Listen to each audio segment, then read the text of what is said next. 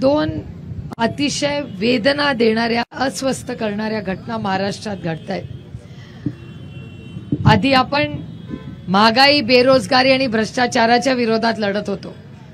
या राज्यात प्रचंड महागाई, प्रचंड बेरोजगारी आणि प्रचंड भ्रष्टाचार झालेला आणि हे करत बदलापूरची घटना झाली आणि बदलापूरच्या घटनेमध्ये ज्या पद्धतीने महाराष्ट्र सरकार किंवा त्यातली पोलीस यंत्रणा यांनी ज्या पद्धतीने ते करायला पाहिजे होतं तसं झाल्यामुळे प्रचंड राग हा राज्यात आहे। त्यानंतर सरकार जागं झालं, पण सरकार कधी जागं झालं? जेव्हा लोक रस्त्यावर उतरले तेव्हा सरकार जागं झालं। आणि तेवढंच नाहीये, सरकार इतकं असंवेदनशील आहे की सत्तेत असलेले लोक म्हणाले की बदलापूरला ज्या लोकांनी आंदोलन केलं ते बदलापूरचे नव्हते, ते बाहेरचे होते। माझं म्हणणं आहे की एक मिनिट समजून चाला की ते बाहेरचे होते। या राज्यामध्ये जर एखादी चुकीची घटना घडत असेल तर आंदोलन करणं काही चूक आहे? आंदोलन हे आपल्याला भारतरत्न डॉक्टर बाबासाहेबांच्या संविधानात दिलेला आपला अधिकार आहे। एका सशक्त लोकशाहीमध्ये आंदोलन हा प्रत्येक नागरिकाचा हा हक्क आहे। या हक्कापासून पण आपल्याला हे वंचित ठेवायचं। म्हणून जेव्हा आदरणीय पवार साहेब म्हणतात की हे सरकार हे असंवेदनशील आहे आणि हे संविधानाच्या विरोधात आहे, ह्याचं आणखीन एक जिवंत उदाहरण नंतर त्या इन्क्वायरीमध्ये काय निघालं? सगळी लोक बदलापूरचीच होती, कोणी बाहेरचा नव्हता तिथे। आणि बाहेरचा असला तरी गैर काय माझं म्हणणं आहे। मग बदलापूरची घटना झाली, कलकत्त्याची घटना झाली, माझ्यावर आता भारतीय जनता पक्ष जोरात माझ्या विरोधात करते की मी कलकत्त्याबद्दल बोलले नाही, मी फक्त बदलापूर बद्दल बोलते। मी कलकत्त्याबद्दल ही बोलले। बलात्कार याला राज्य नसतं, पक्ष नसतं, राजकारण नसतं। बलात्कार ही चुकीची घटना आहे, आपल्याही सरकारमध्ये झाली तो जो गलत है वो गलत ही है। आपल्याही काळात झाली तरी मी त्याचा निषेधच करीन, होई नाही। आणि माझं म्हणणं आहे होई नाही। मला नेहमी अनेक वेळा आता पत्रकार आज प्रश्न विचारत होते की तुम्हाला असं वाटतं का देवेंद्र फडणवीसांनी राजीनामा द्यावा? म्हणलं तुमच्या प्रश्नातच माझं उत्तर आहे। मी गेले 1 वर्ष सगळ्यांना सांगते की हे सरकार आल्यापासून गुन्हेगारी या राज्यात वाढलेली आहे। आणि हे मी म्हणत नाहीये, केंद्र सरकारात मंत्री कोण आहे? गृहमंत्री अमित शाह आहेत। अमित शहाचा डेटा, त्यांच्या मंत्रालयाचा डेटा सांगतो की महाराष्ट्रामध्ये क्राईम वाढलेला आहे आणि महिलांचे अत्याचार त्याहून वाढलेले आहेत। हे मी एकटी म्हणत नाहीये, हे अमित शाही म्हणतायत, त्यांचं मंत्रालय म्हणताय, पार्लमेंटचा डेटा सांगतोय। आणि अशा परिस्थितीत आपण गप्प बसायचं? आपली नैतिक जबाबदारी नाही, सत्तेत असू दे किंवा विरोधात, या आपल्या लेखी आहेत आणि सरकारची जबाबदारी जास्त आहे, कारण का तुम्ही सरकारमध्ये बसलेले आहात। या राज्यामध्ये अनेक महिला म्हणतात, महिलांचं म्हणणं आहे, अनेक महिला म्हणतात, मगाशी आमची ही पण भगिनी म्हणली, तुम्ही म्हणला मला वाटतं की 1,500 रुपये असं महिला म्हणतात। पुरं स्टेटमेंट ऐका, महिला म्हणतात 1,500 रुपये नको, आम्ही 2,000 रुपये देतो, पण आमच्या लेकी सुरक्षित ठेवा, ही भावना या राज्यात आहे। हे बदलापूरमध्ये तुमच्या चॅनलवर मी ऐकलं, आज तुम्ही बोलला। आणि ही काय परिस्थिती आहे राज्यामध्ये?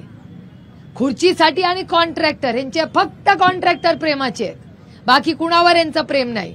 कुणाला बहीण आठवली नव्हती लोकसभेमध्ये, लोकसभेच्या रिझल्ट नंतर यांना बहिणी आठवल्या, आधी आठवली होती का बहीण कोणाला? तेव्हा इलेक्शन मध्ये सगळं चाललं होतं यांना। कुठली बहीण धक्का देत नाही, लोक देतात, जनता देते। कुठली बहीण? अरे बहिणीचं प्रेम समजलंच नाही यांना, ह्याच तर प्रॉब्लेम आहे या सरकारचा। आणि यांचा प्रॉब्लेम असा आहे की त्यांना वाटतं नाती पैशाने विकत घेतली जातात। तुम्ही 50 खोके एकदम ओके, तुम्ही काय म्हणता? मिंद सरकार, तुमचे मिंदेवालेच ना सगळे।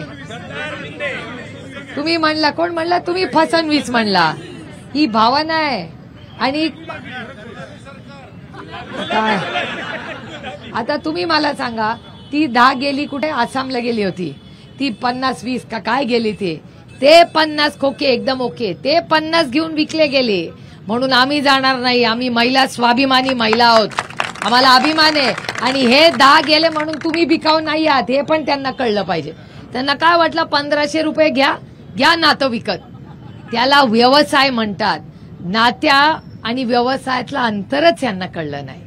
प्रेमात पैसे नसतात आणि व्यवसायात प्रेम नसतं. व्यवसायात प्रेम करत बसला तर झालं मग कल्याण. खरं आहे की नाही? व्यवसायात पैसे हेच असतात म्हणून त्याला व्यवसाय म्हणतात. आणि नातं असतं. मी कधीतरी कोणाचं तरी ह्याच राज्यात स्टेटमेंट ऐकलं की अरे एक बहीण गेली तर काय दुसरे येतील.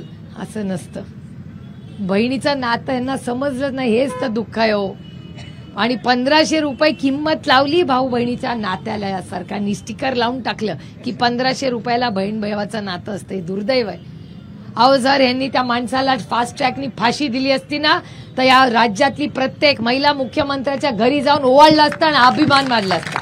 मी गेले असते, मी स्वतः गेले असते की जर पटकन फास्ट ट्रॅक कोर्ट. आणि त्यातून मला आश्चर्य वाटतं. हे बघा राज्य किती मतभेद असते, मिंदे असले तरी राज्याचे मुख्यमंत्री आहेत महाराष्ट्राचा. खुर्चीचा मान सन्मान केला पाहिजे. महाराष्ट्राच्या मुख्यमंत्र्यांनी काय भाषण केलं की आम्ही मावळला बलात्कार झाला 2 महिन्यामध्ये आम्ही फाशी दिली. कोणाला फाशी दिली, कुठे फाशी दिली सांगा ना. आणि जर खरं असेल ना तर तू गाडी काढ, तू पेट्रोल भर, मी ताक तयार करते, जाऊन आपण हे करू, त्यांचा आपण हे करू, सत्कार करू. चला ग पोरीनो, तुम्ही बना लाडू आणि जाऊ सगळे. खरं दुर्दैव आहे. एकच फेकू होते तर फेकू वाढायलाच लागली या राज्यात. त्यामुळे ज्या पद्धतीने या राज्यातल्या, मला सांगा तुम्ही आता म्हणाल की ताई तुम्ही कशी जबाबदारी घेता. तुम्ही सगळे आठवत असेल, लहान पोरी तुम्हाला आठवते का नाही आपली युवती काँग्रेसला मला माहिती नाही, पण जेव्हा R.R. पाटील या राज्याचे गृहमंत्री होते तेव्हा अशी महिलांची छेडछाड होत होती का? मग जर R.R. आबा हे करू शकत असतील तर देवेंद्र फडणवीस का नाही करू शकत? फोडा नाही, ते व्यस्त आहेत. घर फोडा, पक्ष फोडा, ईडी, भ्रष्टाचार, कॉन्ट्रॅक्टर ह्याच्यात इतके व्यस्त असतात. हा दिल्ली दौरे, मलिदा, इथे डिपार्टमेंट बघायला वेळच नाही.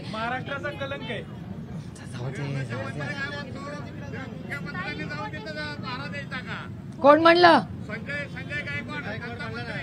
अशा सगळ्या लोकांना ना पुढच्या इलेक्शन मध्ये आपण काय कार्यक्रम करायचा तर करू. आता गप बसा. खरंच केला पाहिजे कार्यक्रम. परवा काल एक मंत्री म्हणाले, काय ते काय म्हणाले, हा कसला संकेत मला सांगा. अशा माणसाला तर आपण फॉर्म पण भरू द्यायला नाही पाहिजे. असले नको आम्हाला, असले आमदार बिलकुल फॉर्म नाही भरून द्यायला पाहिजे. असलं बोलता ते पण छत्रपतींबद्दल. खरंच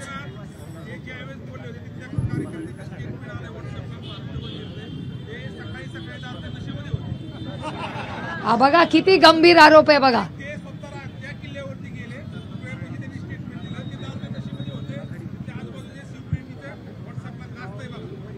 अतिशय जाहीर निषेध करते मी. म्हणजे महिलांचा, महिला पत्रकाराला धमकी, महिला पत्रकाराला पण हे सरकार धमकी देणार. वामन म्हात्रेचाच. आता मला सांगा, हे झालं सगळं महिलांचं, म्हणजे फास्ट ट्रॅक कोर्ट नाही, असंवेदनशीलपणा सातत्याने. त्यामुळे आपण असं म्हणूया, आम्हाला तुमची लाडकी बहीण योजना, महिला म्हणतायत नको, लाडकी खुर्ची योजना करा आणि आम्हाला पैसे. माझं तर म्हणणं आहे प्रत्येकीने पैसे घेतलेच पाहिजेत. तुमच्या अधिकाराचे पैसे काय स्वतःच्या खिशातून देत नाही आपण, टॅक्स भरतो त्याच्यातून पैसे, बाकीच्यांना आले नाहीत.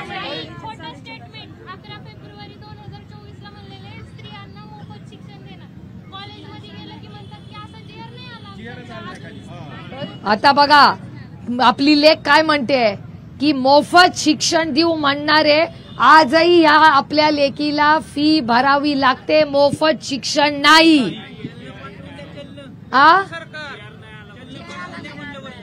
हे GR आला नाही म्हणतात. आपण मुंबईमध्ये मी एवढा विकास करून भ्रष्टाचार करून गाड्या बंद पडल्या.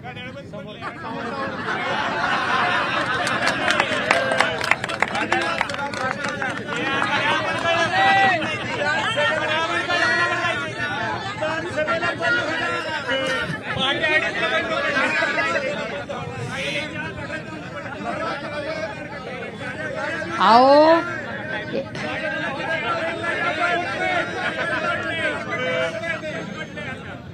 काल ही थेट दृश्य आपण पाहतोय राजकोट किल्ल्याची। या ठिकाणी एकीकडे मवियाचं आंदोलन सुरू झालेलं आहे, तर दुसरीकडे राजकोट किल्ल्यावर केंद्रीय मंत्री नारायण राणे देखील या ठिकाणी खासदार माफ करा नारायण राणे या ठिकाणी पोहोचलेले आहेत आणि राजकोट किल्ल्याची ही पाहणी करण्यात येते। राजकोट किल्ल्यावर आपण स्वतः जाणार, या सगळ्याची आपण पाहणी करणार असं वक्तव्य नारायण राणे यांनी केलेलं होतं। इतकंच नाही तर दीपक केसरकर यांच्या वक्तव्याचा निषेधही नारायण राणे यांनी व्यक्त केलेला होता। आज मालवण बंदची हाक देण्यात आलेली आणि नेमक्या याच मुद्द्यावर खासदार संजय राऊत यांचं जर वक्तव्य पाहिलं असेल तर खासदार संजय राऊत यांनी देखील म्हटलेलं होतं या मुद्द्यावर खासदार नारायण राणे यांनी रस्त्यावर उतरावं, आंदोलन करावं आणि त्याच दरम्यान आता नारायण राणे राजकोट बंगल्यावर दाखल झाल्याची ही दृश्य आपण पाहतोय। या छत्रपती शिवाजी महाराजांच्या पुतळ्याचं या ठिकाणी लोकार्पण करण्यात आलेलं होतं, पण त्यानंतर मात्र हा पुतळा कोसळला। यावरून आता राज्यात सध्या आरोप प्रत्यारोपांच्या फैरी सुरू आहेत। या सगळ्याची या घटनेची पाहणी करण्याकरता आता नारायण राणे खासदार नारायण राणे राजकोट किल्ल्यावर पोहोचलेले आहेत आणि या सगळ्याची पाहणी करण्यात येते। नेमका पुतळा कसा कोसळला, का कोसळला, या सगळ्याचे चौकशीचे आता आदेशही देण्यात आलेले आहेत। आता या सगळ्या घडामोडीनंतर नारायण राणे राजकोट किल्ल्यावर, दुसरीकडे विरोधी पक्षनेते विजय वडेट्टीवार देखील राजकोट किल्ल्यावर पोहोचलेले आहेत। नारायण राणे आणि लोकशाही मराठी ऐका, पहा, जागरूक रहा।